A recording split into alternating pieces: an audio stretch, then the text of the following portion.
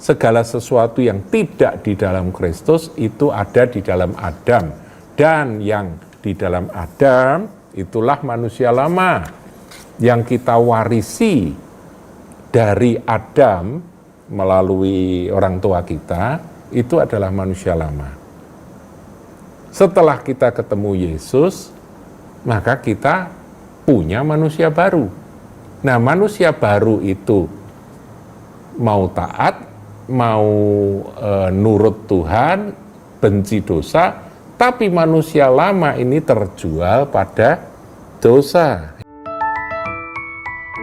Shalom saudara-saudari terkasih, sidang jemaat yang diberkati Tuhan. Jumpa lagi dalam Suara Gembala. Saudaraku, kita akan belajar tentang pergumulan melawan dosa, ya. Jadi kita ini sebagai anak-anak Tuhan, setelah kita menjadi milik Kristus, Roh Kudus bekerja dalam hidup kita, firman berbicara, itu pasti ada kerinduan kita untuk semakin hari semakin dikuduskan, ya kan? Jadi dosa itu menjadi sesuatu yang kita nggak suka. Nah, bagaimana kita menghadapi akan kekuatan dosa tersebut dan bagaimana kita menanggapi akan panggilan untuk menjadi kudus. Firman Tuhan katakan, kuduslah kamu sebagaimana aku kudus, kata Tuhan. Nah, saudara, ada seorang hamba Tuhan, seorang guru, dia membagi akan masalah kita itu menjadi dua. Yang satu adalah perbuatan dosa. Ini dua masalah utama manusia ya. Nah, ini Anda kalau sudah ngomong perbuatan dosa itu adalah apa yang kita perbuat. Dosa yang kita perbuat. Kita kan masih berurusan dengan ini, perbuatan dosa. Dosa perkataan, dosa pikiran, dosa perbuatan, ya saudara. Tapi yang kedua adalah watak dosa, tabiat dosa. Nah, nanti kita akan lihat bedanya, saudaraku ya. Nah, sekarang kita lihat perbuatan dosa dulu. Masalah perbuatan-perbuatan dosa kita itu bisa diselesaikan hanya dengan kuasa darah Yesus Kristus Tuhan yang telah mati menebus kita di atas kayu salib. Oleh darahnya kita disucikan. Jadi saudara berbuat dosa apapun, sekeji, sengeri apapun, ketika engkau datang dan engkau memohon akan kuasa darah anak domba itu membasuh, sungguh-sungguh ya saudaraku ya, kita berdoa sungguh-sungguh, bukan hanya memanfaatkan akan kuasa dosa, kuasa itu apa, darah domba, anak domba, darah Yesus itu, aku berbuat dosa, kemudian darah Yesus, berbuat dosa, darah Yesus, bukan begitu, tetapi sungguh-sungguh sadar bahwa aku berdosa, datang pada Dia, satu-satunya yang bisa menghapus segala perbuatan dosa kita adalah darah. Ya, kita lihat di dalam Roma 5 ayat yang ke-9. Dikatakan, lebih-lebih karena kita sekarang telah dibenarkan oleh darahnya, kita pasti akan diselamatkan dari murka Allah. Jadi darah itu berkuasa untuk menutup segala dosa kita, ya, menghapus di hadapan Allah, di hadapan Bapa. Nah, itu darah Yesus. Jadi khasiat darah Yesus. Ada lagi dalam 1 Yohanes 1 ayat 7b, ini terkenal saudaraku ya. 7b ya. Dan darah Yesus anaknya itu menyucikan kita daripada segala dosa. Ini yang dimaksudkan adalah segala perbuatan dosa kita disucikan oleh darah Yesus. Nah, sekarang saya akan masuk ke masalah yang kedua. yaitu watak atau tabiat dosa. Ini beda, saudaraku. Kalau perbuatan dosa itu adalah apa yang sudah termanifest, apa yang sudah kita buat. Tetapi kalau watak itu potensialnya. Nah, kalau yang sudah diperbuat bisa dihapus dengan kuasa darah, maka watak ini cara mengatasinya atau menanggulanginya itu bukan dengan darah, saudara. Bukan. Tapi dengan salib. Ya, jadi dengan salib. Kita butuh akan kuasa salib. Jadi ada kuasa darah, ada kuasa salib. Nah, ini beda, saudara. Kita jangan rancu ya. Anak Tuhan harus bisa ngerti apa sih manfaat salib, apa manfaat darah. Darah mengampuni, menghapus segala dosa pelanggaran yang kita perbuat. Kalau salib itu menanggulangi akan watak dosa atau tabiat dosa kita. Itu kuasa salib. Nah, kita lihat penjelasan dalam Roma pasal yang ke-6. Ini sebetulnya sudah berkali-kali saya sampaikan, tapi karena ini penting, jadi perlu diulang-ulang, saudaraku. Ayat yang ke-6 berbunyi demikian. Karena kita tahu bahwa manusia lama kita telah turut disalibkan. Jadi pada waktu Tuhan Yesus mati tersalib dan kita menerima penebusannya, manfaat darahnya menghapus segala perbuatan dosa kita apapun itu. Kita jadi kudus, kita dibenarkan di hadapan Bapa. Bapa tidak lagi melihat dosa-dosa kita ketika kita percaya pada kuasa darah penebusan itu. Tetapi kita memandang salib, manfaat darah sudah kita ketahui, manfaat salibnya itu sendiri bagaimana? Di sini dikatakan karena kita tahu bahwa manusia lama kita telah turut disalibkan. Jadi kita ini melihat Yesus disalib, dipaku di kayu salib, itu sebetulnya kita juga melihat manusia lama kita itu ikut dipaku di sana. Dan akibatnya supaya tubuh dosa kita hilang kuasanya. Begitu kita menyadari bahwa manusia lamaku telah disalibkan bersama Kristus, maka tubuh dosa kita hilang kuasanya. Jadi ini kita belajar ya saudaraku ya, saya catat di sini, siapakah manusia lama itu? Ya, jadi kalau ada manusia lama, nanti ada manusia baru ya. Segala sesuatu yang bukan manusia baru itulah manusia lama. Ada di dalam Adam, ada di dalam Kristus. Segala sesuatu yang tidak di dalam Kristus itu ada di dalam Adam.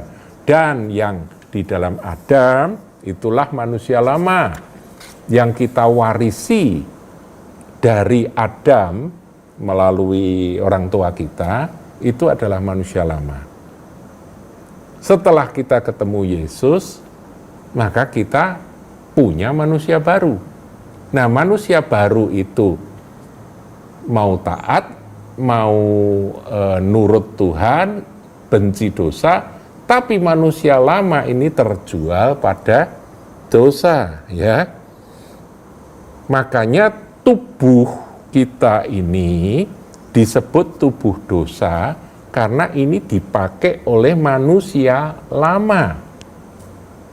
Manusia lama memakai tubuh dosa untuk melakukan dosa. Jadi kalau tubuh dosa ini yang melakukan perbuatan dosa yang tadi, yang pertama diselesaikan oleh darah, kuasa darah, diampuni. Terus bagaimana dengan di dalamnya, yaitu manusia lama? Manusia lama harus kita sadari bahwa dengan iman kita meyakini bahwa manusia lama kita telah ikut disalibkan bersama dengan Tuhan Yesus, Dan itulah yang akan membuat tubuh dosa kita nanti hilang kuasanya. Kata hilang kuasanya ini dalam bahasa aslinya dipakai kata katargio, itu hilang pekerjaannya, lenyap karyanya. Karya dari tubuh dosa ini adalah melakukan dosa. Tapi kalau manusia lama itu dengan iman kita sadari itu terpaku di kayu salib, maka tubuh ini hilang pekerjaannya, yaitu pekerjaan berbuat dosa gitu ya. Agar jangan kita menghambakan diri lagi kepada dosa. Nah, kita lihat ya pergumulan Paulus, saudaraku ya. Paulus itu ahli ya dalam mengupas tentang kuasa darah dan kuasa salib ini ya. Kita lihat di dalam Roma 7 ayat yang keempat, bunyinya demikian. Sebab itu saudara-saudaraku, kamu juga telah mati bagi, ayat 14 saudara, saya keliru lihatnya. Ayat 14 ya. Sebab kita tahu bahwa hukum Taurat adalah rohani. Jadi hukum-hukum Tuhan itu ini. Tetapi aku bersifat daging terjual di bawah kuasa dosa. Jadi dia sadar, saudaraku. Nanti pergumulannya itu diceritakan dalam ayat-ayat berikut, saudara baca sendiri, Roma 7 ayat yang 14 dan seterusnya itu bagus, saudara, itu pergumulan.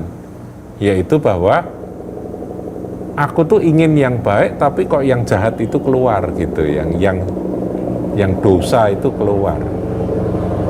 Nah, saudaraku, jadi yang penting adalah menyadari, karena firman katakan bahwa kita ini, manusia lama kita ini telah turut tersalibkan, maka kita menyadari, saudaraku. Nah, itu perlu juga diperkatakan, aku telah tersalib bersama Kristus, begitu ya. Jadi diakui. Nanti saudara akan melihat kebenaran dari firman Roma 6 ayat 6 tadi itu terjadi, saudaraku. Yaitu masalah watak dosa di dalam tubuh dosa ini tiba-tiba menjadi padam dengan sendirinya. Dan tentunya manusia baru itu terus makin lama makin berkuasa di dalam hidup kita. Coba kita lihat nih ayat penutupnya 1 Korintus 1 ayat yang ke-30. Dalam 1 Korintus 1 ayat yang ke-30 ada ayat yang bagus.